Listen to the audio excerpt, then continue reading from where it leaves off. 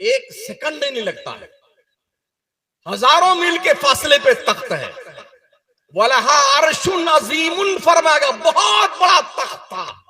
आसिफ बिन बरखिया गए भी नहीं, हाथ बढ़ाया और पलक झपकने से पहले उठा के लाके सामने रख दिया। ये सुलेमान पैगंबर की उम्मत के वली का पावर और ताकत है। ये दलील इसीलिए मैं दे रहा हूं, बहुत सारे दलाल आपको मिलेंगे ये बताने के लिए कि वलियों का पावर कहां से साबित।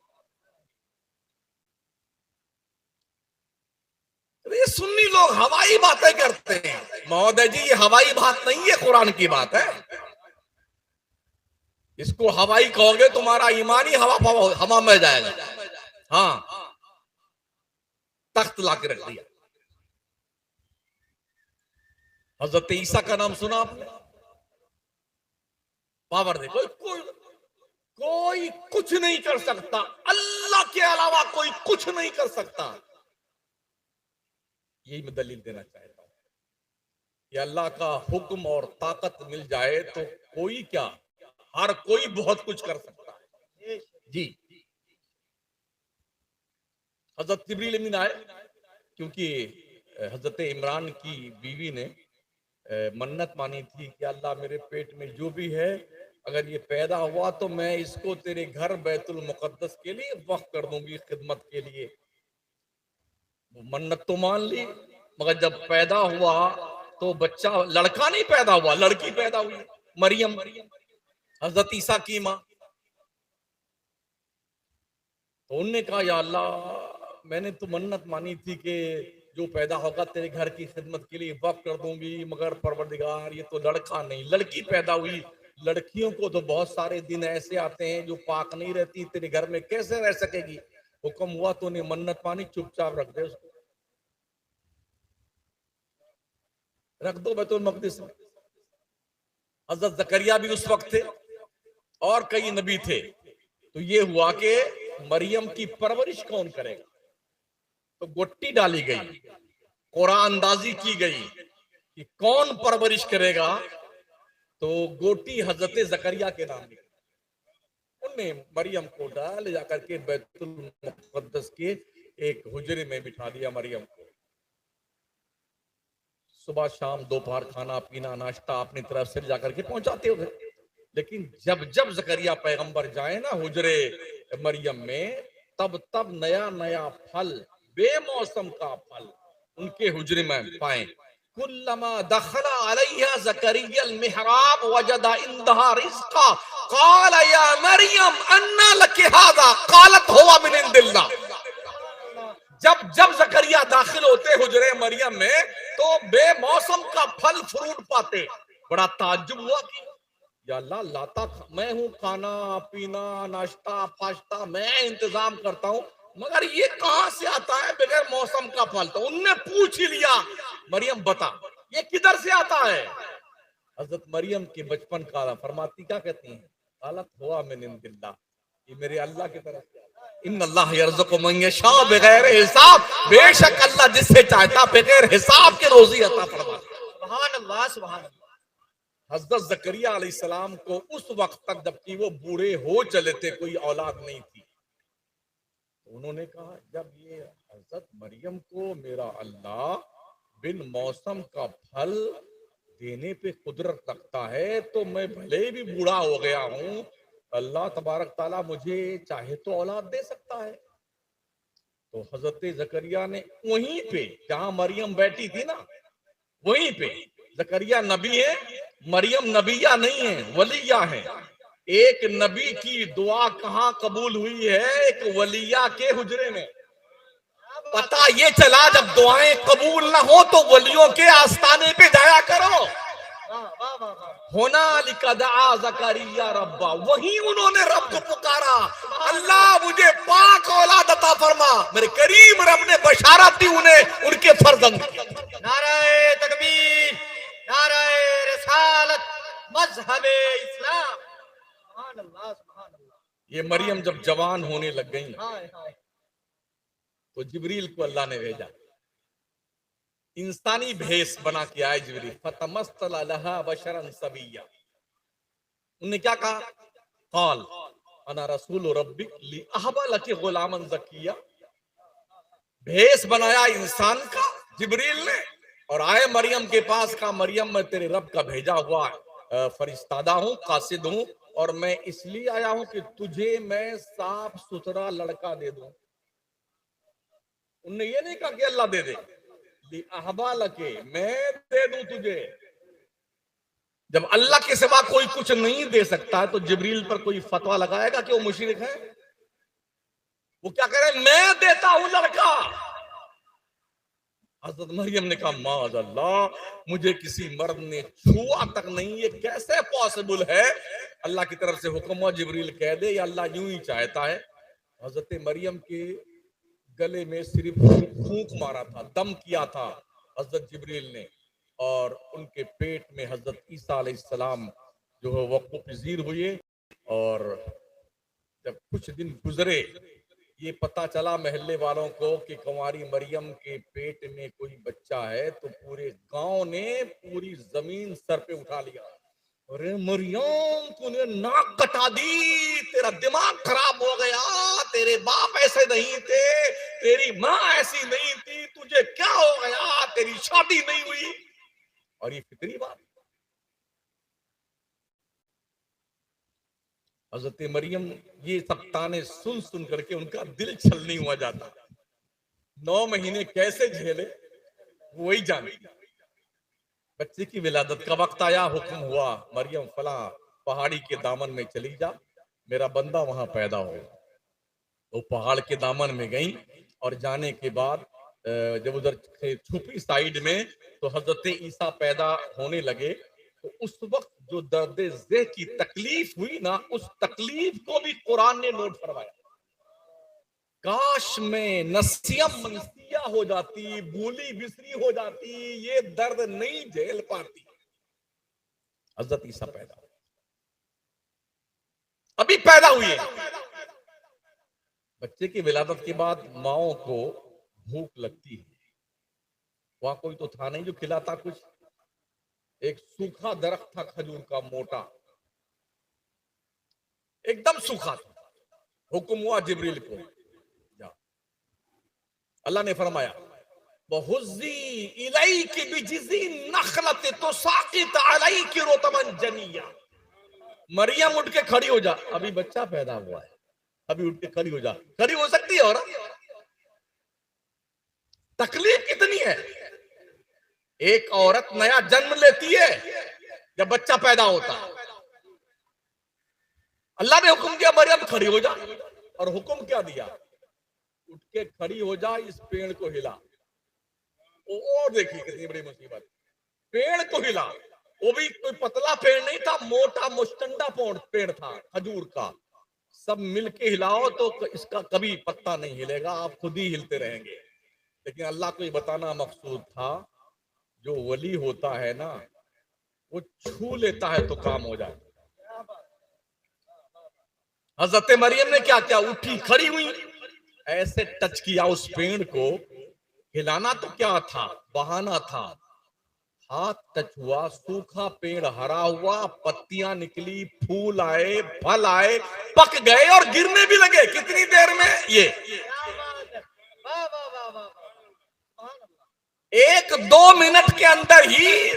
जबकि खजूर पकने में, जब फूल निकलता है, फल आता है, फिर पकता है, कई महीने लग जाते हैं। मगर वली के हाथ में वो दम होता है, सूखे पेड़ को टच हो जाए तो सूखा पेड़ हरा हो जाता है।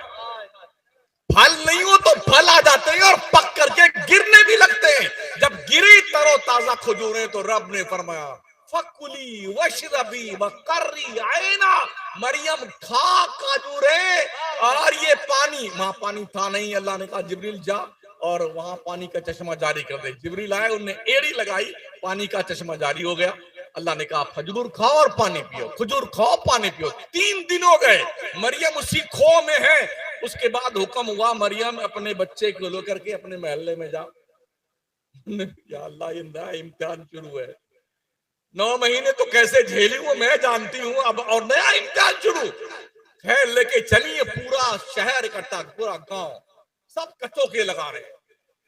या अल्लाह क्या कहूं, इनको क्या जवाब दो। हर कोई पूछ रहा था, बताओ मरियम, बताओ किसको बच्चा है, बताओ किसका बच्चा है। अल्लाह ने कहा मरियम चुप रहने का रोजा मान ले। उस नबी की शरीयत में पहले जो है चुप्पी रखने का रोजा, आज मैं दिन भर नहीं बोलूंगा, मेरा ना बोलने का रोजा है। जब कोई पूछता है किसका बच्चा है तो यूं करती, मतलब मैं रोजा से हूं।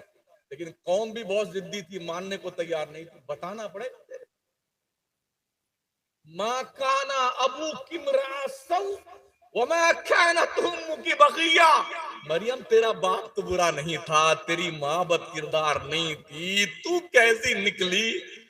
मरियम रोते रोते बुरा हाल, बच्चे लोग को लेके अपने घर में पहुंची, झूले मिटाया।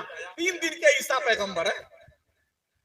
अब जब ज्यादा तंग किया लोगों ने तो हजरत मरियम ने क्या कहा अल्लाह की तरफ से, फाशारत इलै, मरियम ने कौम से कहा ये जो बच्चा लेटा है ना इस झूले में, इसी से पूछ लो इसका किसका बेटा है, ये इसी से पूछो।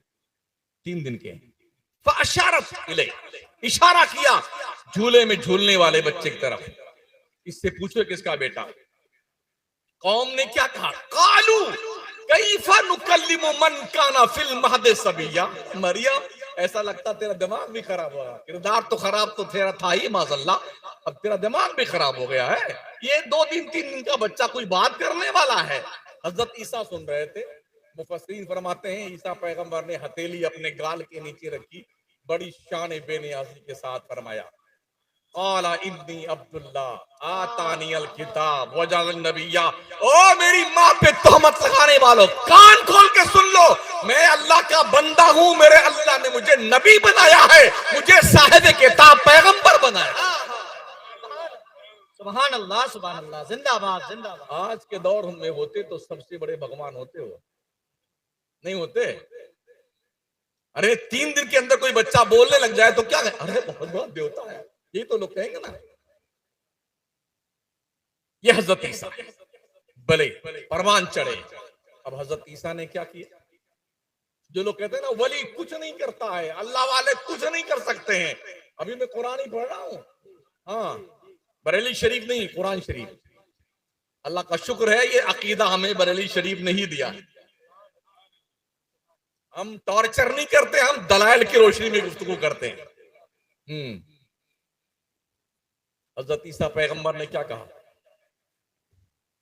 इन्नी अखलुकु लकुम मिनत्तीन कहयअति तैर फअनफुखु फीहि फयकूनु तैरम बिइज़्निल्लाह व उब्रिउल अकमह वल अबरस व उहयिल मौता बिइज़्निल्लाह व उनब्बिउकुम बिमा ताकुलून व मा तदखिरून फी बुयूतिकुम। हजरत ईसा क्या कहते हैं, मैं मिट्टी से चिड़िया की मूरत बनाता हूं, फिर मैं उसमें दम करता हूं। मेरा दम करना क्या होता है, मिट्टी की चिड़िया जिंदा होके उड़ने लगती है। हम भी जब बचपन में कभी तालाब से चिकनी मिट्टी उट्टी लाया जाता था ना, वो औरतें उसमें घर की पुताई उताई करती थी, तो ये खिदमत भी मिलती थी बच्चों को मिट्टी लाने की। तो उस मिट्टी से कबूतर बनाते थे, मुर्गी बनाते थे, उसका अंडा बनाते थे, बच्चा बनाते थे, फिर उसको सुखा लेते थे, बच्चे खेलते थे। कभी भी जिंदा नहीं हुआ था। बहुत फूका, हिला तक नहीं कम बका। ईसा पैगंबर क्या कहते हैं, मैं वो हूं, मैं मिट्टी से परिंदों की मूरत बनाता हूं, मेरे दम में इतना दम है, मैं फूंकता हूं तो मुर्दा चिड़िया जिंदा होके उड़ने लगती है। देख लो हज़रत ईसा कहते हैं अनफुखु, मैं फूंक मारता हूं, अल्लाह नहीं मारता, मतलब मैं दम करता हूं, ये मेरे दम में दम है। वो किसी और का बेदम वली और नबी होगा जिसके दम में कोई दम नहीं होता है। हमारे यहाँ तो बड़े दम वाले लोग हैं जी। वो उड़ने लगी चिड़िया, वो उबरेउल अकमा फरमाते मैं मादरजाद अंधों को अच्छा करता हूं, जो पैदाइशी ब्लाइंड पैदा हुए हैं, मैं फूंक मार दूं तो आंखें रोशन हो जाएं। ऐसा डॉक्टर है कहीं दुनिया में? पूरा मेडिकल साइंस उलट डालिए ना, ऐसा डॉक्टर नहीं मिलेगा किसी पैदाइशी अंधे को आंख दे दे। वलाबरस, मैं कोड़ियों को ठीक करता हूं। कह दो उन अकीदे के कोड़ियों से जिनके कोड़ के मर्ज हो गए हैं, अगर इसका इलाज कराना चाहते हो तो हिंदुस्तान में रहते हो तो बहराइच चले जाओ, और ज्यादा हिम्मत कर लो तो मदीने चले जाओ, इसलिए कि मदीने वाले ने फरमाया गुबारुल मदीनते शिफाउम मिनल जुज़ाम, मदीने का उड़ने वाला गर्दो गुबार कोड़ियों को शिफा देता है। सुभान अल्लाह, सुभान अल्लाह। ये उस गुबार में दम नहीं है, मदीने के गर्दो गुबार में नबी के कदमों के बोसे दिए हैं, इसमें दम है। जी फरमाते हैं मैं कोड़ियों को अच्छा करता हूं, उबरियो अनफुखो अखलको, मैं बनाता हूं, मैं दम करता हूं, मैं अच्छा करता हूं। और फरमाते हैं इसी बस नहीं, वो अहील मौता बेइज़्निल्लाह, मेरे अल्लाह ने मुझे पावर दिया है ना, मैं ठोकर मार दूं तो मरा हुआ इंसान जिंदा होके बैठ। अच्छा ऐसा कोई बाबा आ जाए आपके अपने सादुल्ला नगर क्षेत्र में, पूरा इलाका बाबा को कहीं जाने, हजरत कहीं मत जाइए, फॉर्चुनर देंगे आपको, बंगला लीजिए, पैसा लीजिए, इसलिए कि कोई जब मर जाए हमारे इलाके का फौरन जिंदा कर देना उसे, ये तो करेगा ना आदमी। हजरत ईसा का पावर देखे, भाई मारता कौन है? अल्लाह मारता। जिलाता कौन है? अल्लाह जिलाता। ईसा क्या कहते हैं? ओही मैं जिंदा कर। है कोई माई का लाल जो हजरत ईसा को मुशरिक करा दे? ओहील मौता, मैं मुर्दों को जिंदा करता हूं, मेरे रब ने मुझे पावर दिया है। और इसी पे बस नहीं, फरमाते उनब्बिउकुम बिमा ताकुलून वमा तदखिरून फी बुयूतिकुम, मैं तुम्हें इंफॉर्मेशन देता हूं कि तुम घर से क्या खा कर आए हो और तुम्हारी मम्मी ने पतीली में क्या बना कर रखा हुआ है। अब तो हमने जिसके यहाँ खाना खाया है, जो हमारे साथ खाए हैं, उन्हीं को पता कि हम क्या खा के आए, लेकिन हम आप में से किसी को नहीं बता सकते कि आप क्या खा के आए हो। लेकिन अगर हम 10-5 का बता देंगे आप ये खाए तो आज हमारी निकल पड़ेगी। हाँ मजा आ जाएगा, इतना कमा के यहां से जाएंगे, रुपया पैसा कितनी को मत। अरे यार मौलाना कैसे पता चल गया हम क्या खा के आए, और हमारी अम्मी ने पतीली में क्या बना कर रखा हुआ है। लेकिन ईसा पैगंबर फरमाते मैं तुम्हें खबर देता हूं तुम क्या खा के आए। अल्लाह खबर नहीं, मैं खबर देता हूं। मतलब है कि जबान नबी की होती है, उस जबान पर खुदा बोला करता है। अब तक तो कुरान की बातें थी, अभी और एक सुन लो। सूरह कहफ पढ़ा है आपको कुरान शरीफ में? नबी जितना पावरफुल होता है उतना ही पावरफुल उसकी उम्मत का वली होता है। हमारे नबी से बड़ा कोई नबी नहीं। मेरे आला हजरत ने फरमाया सबसे औला वो आला हमारा नबी, सबसे बाला वो आला हमारा नबी, सारे ऊंचों में ऊंचा समझिए जिसे, है उस ऊंचे से ऊंचा हमारा नबी, सारे अच्छों में अच्छा समझिए जिसे, है उस अच्छे से अच्छा हमारा नबी। तो हमारे नबी के उम्मत के वलियों का मेयार सारे नबियों की उम्मत के वलियों से आला है। ये है हजरत ईसा। जब ये आसमान पे उठाए गए तो इनकी उम्मत के कुछ लोग थे जो ईमान लाए थे, वो 7 आदमी थे, 8वां उनका कुत्ता था, या 6 आदमी थे, 7वां उनका कुत्ता था। ये रावी को कंफ्यूजन हुआ है। उठाइए सूरह कहफ कुरान शरीफ। उनने क्या फैसला किया? हजरत ईसा के बाद दकियानूस नाम का एक बादशाह वहां आया, उसने कहा जो ईसा का कलमा पढ़ता है उसकी गर्दन काट दो, जो ईसा को मानने वाला उसे मार डालो। बहुत सारे बेचारे मार डाले गए, कत्ल कर दिए गए। तो इन लोगों ने मशवरा किया यार कहीं चल के छुप करके जंगल की खो में, पहाड़ की खो में रहते हैं, वहां जिंदगी गुजार लेंगे। वो जब चले ना असहाबे कहफ के लोग, तो उनके घर पे जो घर कुत्ता रहता था ना, वो भी पीछे पे चल दिया। तो पीछे मुड़ के देखा, अरे कहा इसको मार के भगाओ, चिल्ला चिल्ला के हमारा पता बताएगा, हम भी मारे जाएंगे। जब उन्होंने पत्थर मारना चाहा तो अल्लाह ने उससे बोलने की ताकत दी, हमें क्यों मारते हो? कुत्ते ने क्या कहा, हमें क्यों मारते हो? कहा तू भौंक कर हमारा पता बताएगा। उस कुत्ते ने कहा हजरत हम भौंकने वाले कुत्ते नहीं, वो भौंकने वाले कोई और होते हैं। हाँ आज भी बहुत भौंकने वाले हैं। वफादारों की बात अलग होती है। चल तू भी आ जा। गए पहाड़ में की खो में घुसे, उस पार निकल गए, एक खुले मैदान में लेटे और सो गए। कितने दिन सोते रहे पता है आपको? 309 साल तक सोते रहे। कुत्ते की उम्र कितनी होती है? ज्यादा से ज्यादा 20 साल। इसके बाद मर ही जाएगा। मगर इस वाकये से पता चलता है, अगर कुत्ता जैसा जानवर वली के वफादारी में जिंदगी गुजारे ना, तो वो भी 309 साल तक जिंदा रह सकता है। सोए ठाठ से खुले आसमान के नीचे। अब आइए कुरान पढ़े, सूरह कहफ। अल्लाह फरमाता बतर शम्सा इज़ा तलअत तज़ावर अन कहफिहिम ज़ातल यमीन व इज़ा ग़रबत तक़रिदुहुम ज़ातश शिमाल व हुम फ़ी फजवतिन मिन्हु।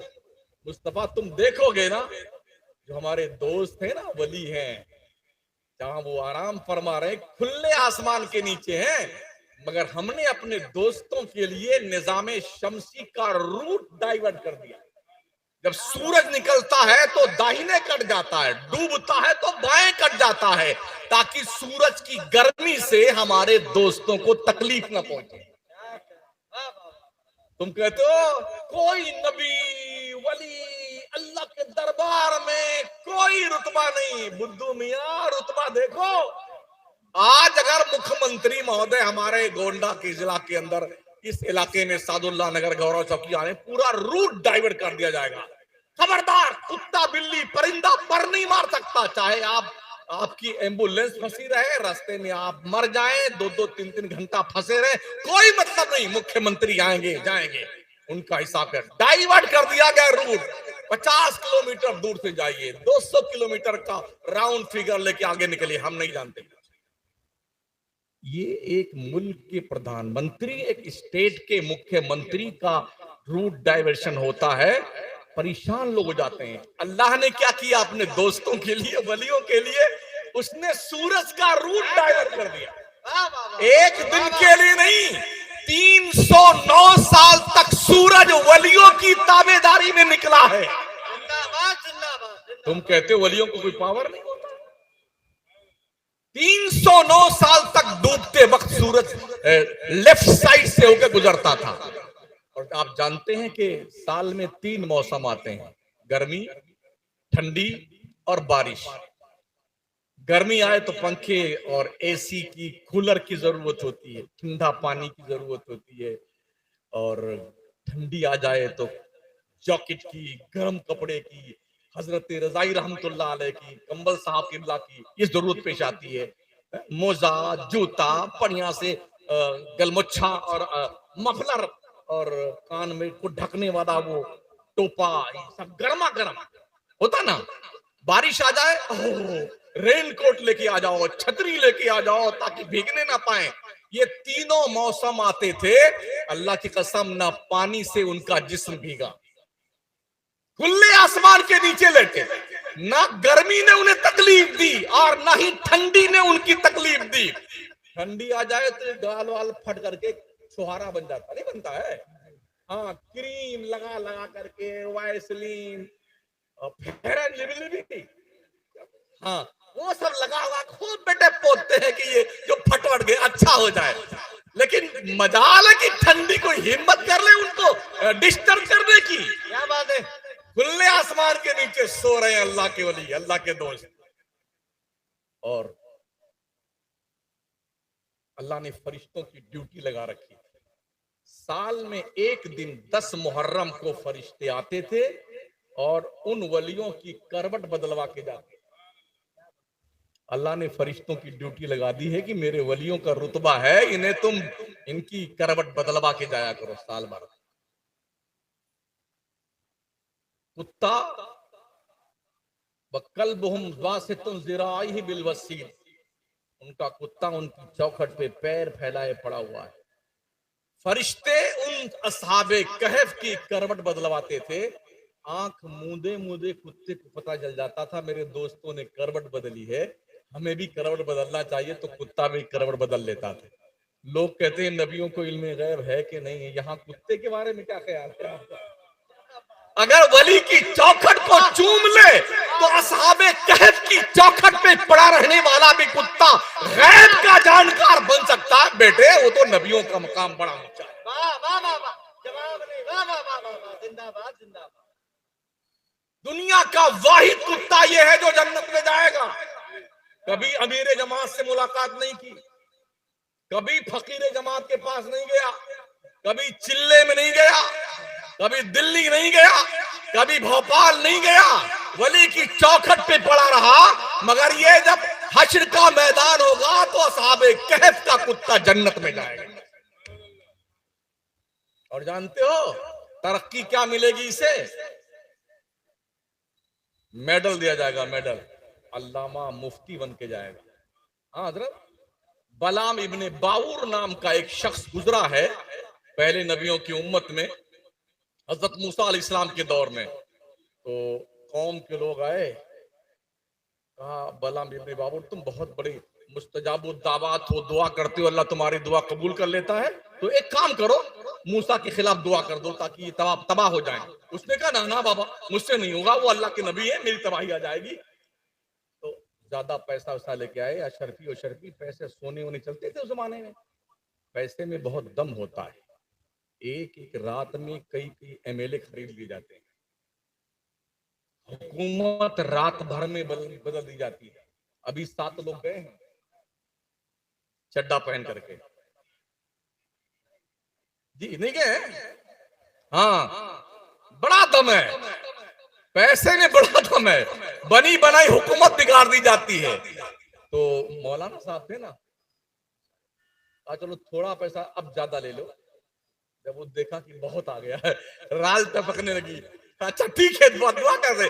जैसे हाथ उठाए ना हजरत मूसा के लिए बददुआ करने के, जबान बाहर निकल आई और सारा का सारा अल्लाह ने जो उसके पास था ना सब छीन लिया, तबाह बर्बाद कर दिया।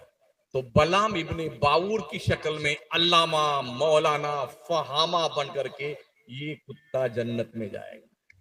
ये बात समझ में आ गई? ये दूसरे नबियों के उम्मत के वलियों का पावर है। एक कुत्ता बगदाद में भी रहता था, गौसे पाक की चौखट पर। क्या दबे जिस पे हिमायत का हो पंजा तेरा, शेर को खतरे में लाता नहीं कुत्ता तेरा। गौसे पाक की चौखट पे पड़ा रहता था। एक वली ने कहा अब्दुल कादिर जिलानी, हम तुम्हारे यहाँ मेहमान बन के आना चाहते हैं, लेकिन हम शेर पर आते हैं, हमारे शेर की खुराक का इंतजाम कर देना। कहा कर देंगे, हमारे बाड़े में एक गाय बंधी हुई है, उसको तुम्हारे शेर के हवाले कर देंगे। वो आए, तन मतलब शान से बैठ करके कहा मेरा जो शेर है उसकी खुराक किधर है? उधर है बाड़े में। खादिम जो है उस गाय की रस्सी पकड़ के शेर के पास ले जाने लगा। तो मरियल सा कुत्ता था बेचारा, दुबला पतला। उसने कहा हमारे हजरत की गाय कहाँ जा रही? पीछे पीछे वो भी चल दिया।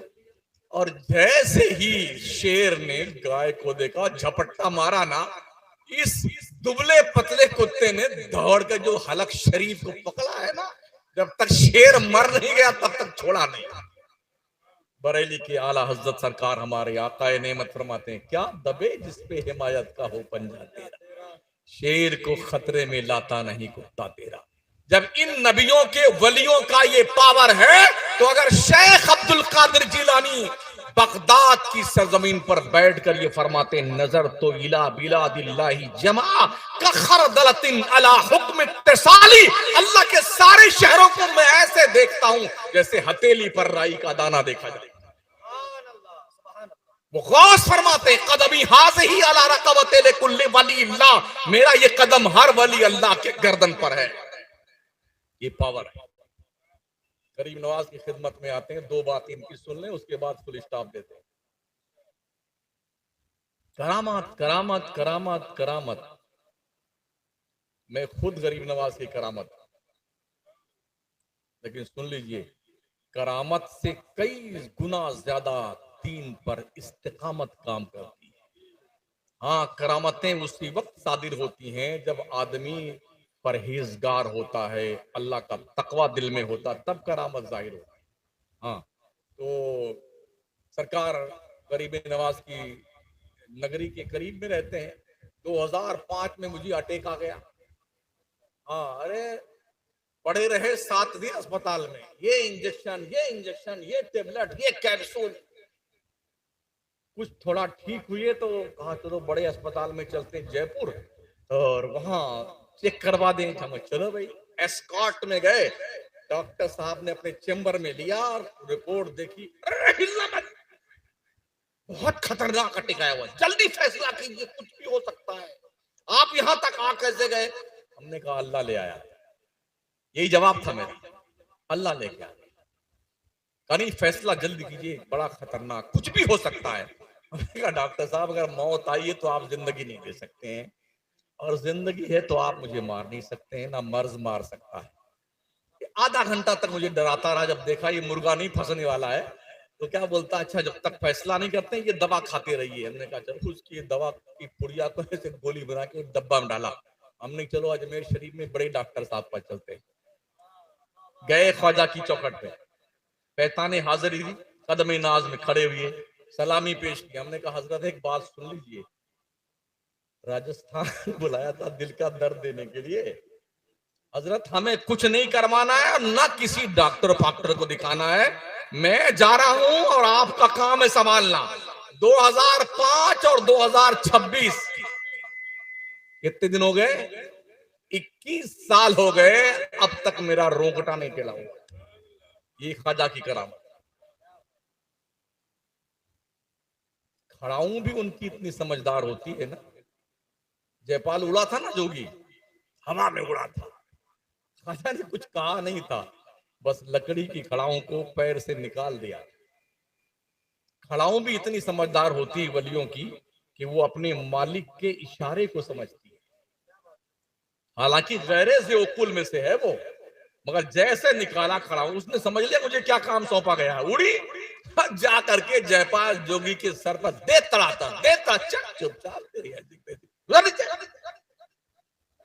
काबिलियत बघाड़ता है वो भी ख्वाजा के दरबार में। तुझे पता नहीं कि मोइनुद्दीन अताए रसूल बनकर आया हुआ है? लाके कदमों में डाल दिया। सुन लो, विलायत चमत्कार का नाम नहीं, ढंढोरा पीटने से कोई वली नहीं बनता है। अल्लाह की अता होती है तब कोई वली बनता है, समझ रहे?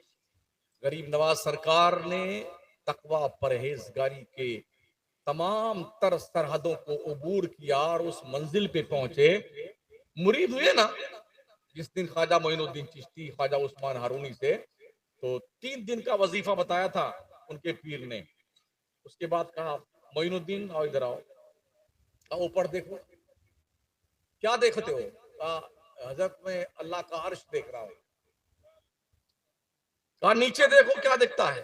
कहा तहतुस्सरा तक देखता हूँ। कहा ये 2 उंगलियों के बीच में देखो क्या नजर आता है? कहा 18,000 आलम, अल्लाह ने जितनी दुनिया पैदा की है ना, इसी दोनों उंगलियों के बीच में देखता हूँ। आज का मुरीद होता फौरन भाग लेता है, जब यहां तक पहुंच गए अब क्या काम पीर का। मगर नहीं, अपने पीर के साथ 20 साल घूमते रहे। जहां पीर जूती उतारता ना, उठा करके सीने से लगा के खड़े रहते ख्वाजा मोइनुद्दीन चिश्ती। 20 साल तक चलते रहे। पीर ने भी इतनी मेहनत करी ना, क्वांटिटी तो नहीं थी मुरीदों की ख्वाजा उस्मान हारून के पास, क्वालिटी थी। तराजू के एक पल्ले में मोइनुद्दीन चिश्ती को रख दो और पूरे भारत के वलियों को तराजू के एक पल्ले में रख दो, अल्लाह की कसम मोइनुद्दीन चिश्ती का पल्ला भारी पड़ जाएगा। 20 साल पीर की खिदमत और सेवा की, तो पीर ने कहा बेटे चल अल्लाह के घर में चलते हैं, तुझे कुछ दिलवा देते। गए मक्कतुल मुकर्रमा, मताफ में तवाफ किया और हतीम काबा में दोनों पीर और मुरीद खड़े हुए परनाले रहमत के नीचे। काबा के छत का पानी जिधर गिरता है उधर नीचे खड़े हुए। कहा बेटे मुरीद मोइनुद्दीन मैं दुआ करता हूं, तेरे को आमीन बोलनी। कहा ठीक है सर। पीर ने दुआ की, ए अल्लाह, ए रब्बे काबा, उस्मान हारूनी जिंदगी भर की कमाई मोइनुद्दीन चिश्ती की शक्ल में लेके आया है, इसे कबूल कर ले। काबा की दीवारों से आवाज आई, मैंने मोइनुद्दीन को कबूल कर ली। कहा बेटे इधर तो काम हो गया, अब चल मदीने में, वहां से भी कुछ दिलवा देते हैं। आए शहर रसूल में, आका करीम की चौखट पे हाजिर हुए। पीर ने कहा बेटे जद्दे अमजद को सलामी पेश कर। ख्वाजा मोइनुद्दीन चिश्ती ने सलाम किया, अस्सलामु अलैकुम या जद्दी। नबी के कब्र अनवर से आवाज आई, वालैकुम सलाम या कुतुबल मशायख। अब बेटे तेरा काम हो गया, अब जा। नबी के दहलीज से अताए रसूल का खिताब मिला और फिर बगदाद और लाहौर, दिल्ली होते हुए ख्वाजा आ गए हिंदुस्तान में। हम नाकारे हो गए, इसलिए हुकूमत हमारे हाथ से चली गई, गैरों के पास अहल नहीं रहे। आज भी हमारे प्रधानमंत्री महोदय जी की चादर ख्वाजा के चरणों में आती है। जी जी, उन्हें भी पता है इस भारत का असली राजा और बादशाह कोई और नहीं है, अजमेर का दूल्हा ख्वाजा मोइनुद्दीन चिश्ती। हर साल हर प्रधानमंत्री की है, जब से हमारे मौजूदा पीएम जनाब नरेंद्र जी मोदी जी प्रधानमंत्री, हर साल इनकी चादर भी ख्वाजा के चरणों में अर्पित की जाती है। महोदय जी कबूल फरमा ले। हम क्या करते हैं, हम जाकर मौज से सोते हैं, धूम मचाते हैं, डोल बजाएंगे, नाचेंगे, कूदेंगे और गाएंगे। इससे तरक्की नहीं मिलती है, ख्वाजा का किरदार अपनाइए। ओ माओ बहनों, तुम भी कान को सुन लो। मजारों पे जाने से अल्लाह के रसूल ने औरतों को मना किया है। फरमाया लान अल्लाहु अला ज़ायरातिल क़ुबूर, कब्रों की ज़ियारत करने वाली औरतों पे अल्लाह की लानत है, अल्लाह की लानत। समझ रहे हो? इसलिए औरतों सुन लो, तुमने मजार पे नहीं जाना है, और सिर्फ एक मजार जो मदीने में हुजूर के रोजे पे हाजिरी की इजाजत है, बाकी किसी मजार पे जाने की इजाजत औरतों को नहीं है। लानत फरमाई गई, लानत। और तुम्हारे लिए तुम्हारा शौहर बहुत बड़ा है, अपने माँ बाप की इज्जत करो। तुम्हारी गोद में परवान चढ़ने वाले बच्चे हैं, उन्हें नबी का वफादार बनाओ, अच्छी तालीम दो, अच्छी तरबियत करो, दीन के दायरे में रह के जिंदगी गुजारो।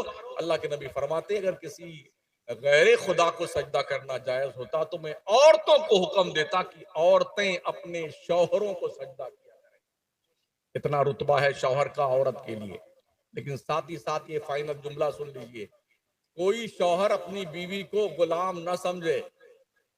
हाँ, सास ससुर क्या समझते हैं, हाँ आप इसको कायदे से बनाएंगे चूरमा। सास समझती हमारी सास ने हम पर जुल्म किया तो हम अपने बहू पे जुल्म करेंगे। क्या लॉजिक है यार, क्या लॉजिक। शादियां जुल्म करने के लिए नहीं होती हैं, शादियां घर बसाने के लिए होती हैं यार। हाँ, जब भी कोई बेटी रुखसत होकर किसी घर में जाए तो अपने होने वाली ससुराल के अपने ससुर को अपना बाप समझे, अपनी सास को अपनी माँ समझे, नंदों को अपनी बहन समझे। समझ रहे हैं? अजनबियत के माहौल में कैसे रहा जाता है, एक माँ की जिम्मेदारी अपनी बेटी को सिखाए, तालीम और तरबियत दे। वरना आज की तारीख में इतने बुरे हालात हैं, थोड़ी मोड़ी बात को लेकर के लड़कियां अपने मैके में बैठी हुई हैं। 15 साल से मुकदमा चल रहा है, 20 साल से कुछ नहीं होने वाला सिवाय तबाही और बर्बादी के। इसलिए अपने मुकदमात कुरान और हदीस की दहलीज पे लेके आओ और यहां फैसला करवाओ ताकि जिंदगियां जहन्नम ना बने, जन्नत बने। ठीक है ना? ये जिम्मेदारी आपकी बनती है। तो माओ बहनों, तुम्हारी जिम्मेदारी ये बनती है कि तुम इज्जत के साथ घर में आई। और शौहर तुम सुन लो, तुमने कबिल तो कह करके नका कबूल किया ना। जानते हो क्या कहते हो आप? मौलाना साहब निकाह पाते हैं, फलाना बिनते फलां को आपके निकाह में दिया जिसका मेहर नकद या उधार ये है, नानो नफका के साथ।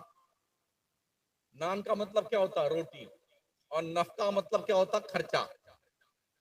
रोटी खाना भी दीजिए, ये वादा किया निकाह करते वक्त जनाब आपने, हमने, और इसके अलावा उसका जेब रोज का खर्चा भी दीजिए। अगर किसी का शौहर अपनी बीवी को खर्चा नहीं देता है तो जब घर पे आए और अपना कुर्ता और अपनी पैंट उतारे तो चुपके से उसकी जेब से अपने हिसाब का खर्चा निकाल लिया करो, ये चोरी में नहीं लिखा जाएगा। समझ रहे हो? हाँ बिल्कुल, धौराजी ने तकरीर कर दी तो 1 महीने के बाद फोन आने, अरे हजरत क्या किया आपने, रोज जेब साफ हो जाती है। हमने कहा और खर्चा ना दो, नानो नफका का तो वादा किया बड़े मजमा में, रोटी भी देंगे खर्चा भी देंगे, और यहाँ पे सिर्फ रोटी भी दिखाए जा रहे हैं, खर्चा देते ही नहीं है। तो चुप्पे निकाल लिया करो, मगर उतना निकालना जितने में काम चल जाए। अल्लाह आप सबको सलामत रखे। नमाजें 5 वक्त पढ़िए। ओ खरिका मासूम के लोगों, तोंद फुला करके पूरी देख खा जाने वालों, मस्जिद को भर दो सजदों से आबाद करो, वरना बहुत मारे जाओगे। अल्लाह का कसम, इतना मारे शक्लें जहन्नम के अंगारों से जला दी जाएंगी। नमाजें पढ़ो, नमाजें रोजे मैशर के जां गुदाज बुअद, अव्वली पुरशिशे नमाज बुअद। हश्र के मैदान में सबसे पहले नमाज के बारे में सवाल होगा, इसलिए नमाज की तैयारी करो। ये आपका वो स्पेशली पैसा है जो किसी नॉमिनी को नहीं मिलेगा। नमाज वो अमानत, वो नेमत, वो नेकी है जो किसी नॉमिनी को नहीं मिलेगा। आप मर जाएंगे तो आपकी कब्र में रोशनी बन के आएगी। अब जिसके जी में आए वो पढ़े और जिसके जी में आए ना पढ़े। आज मैंने ये दुकान यहाँ लगाई है, कल इंशाल्लाह झारखंड में लगाऊंगा। अस्तगफिरुल्लाह रब्बी मिन कुल्ली ज़ंबी व अतूबु इलैह, ला इलाहा इल्लल्लाह मुहम्मदुर रसूलुल्लाह। अस्सलामु अलैकुम व रहमतुल्लाहि व बरकातुहू। मैं तो जा रहा हूँ, जलसा चलता रहेगा। अभी शोरा हजरात आ रहे हैं, उनके भी कलाम आपने समाअत करने हैं, बकिया जिम्मेदारी हमारी नकीब साहब की।